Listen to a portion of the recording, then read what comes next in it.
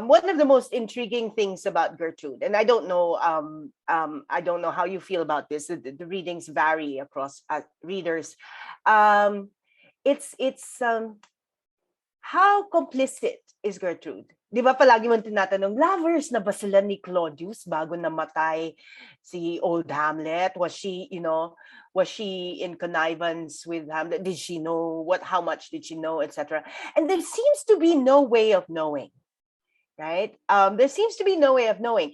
I'll tell you, a very crucial moment in the play is right after the scene where Hamlet kills Polonius, Act 3, Scene 4. In 4-1, at the end of 3-4, she's telling Hamlet, okay, Hamlet says, please promise me, mom, you won't sleep with him anymore. Promise me you won't speak about what you saw here tonight, diba? He tells her everything, unburdens to her, says, I'm not really crazy, but this is what's happening, and da, da, da. So the son tells her everything, makes her promise not to tell anyone that he's only behaving that way in order to smoke out the killer. And then in the very next scene, when Claudius asks, how is your son? She says, oh, he's mad, right? She's lying, except that we don't know who she's lying to. Was she lying to Hamlet at the end of 3-4? After all, your son is in this agitated state, has just killed a man, so you'll say anything to sort of in the interest of self-preservation. Or is she lying to Claudius? Is she saying, yeah, he's mad, to kind of keep his cover and his alibi going and trying to protect her son?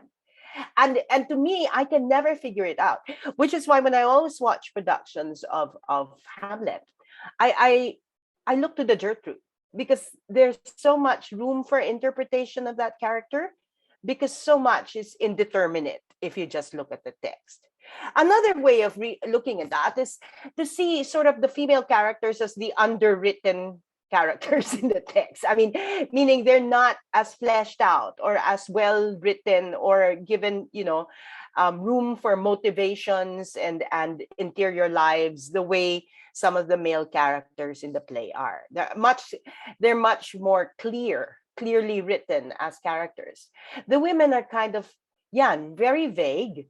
See Gertrude, you don't know her level of agency and complicity. With Ophelia, I mean, Kay was saying she didn't stand up for herself.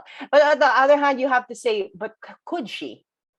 Right? What options did sort of a girl in this very patriarchal, very strict setup have?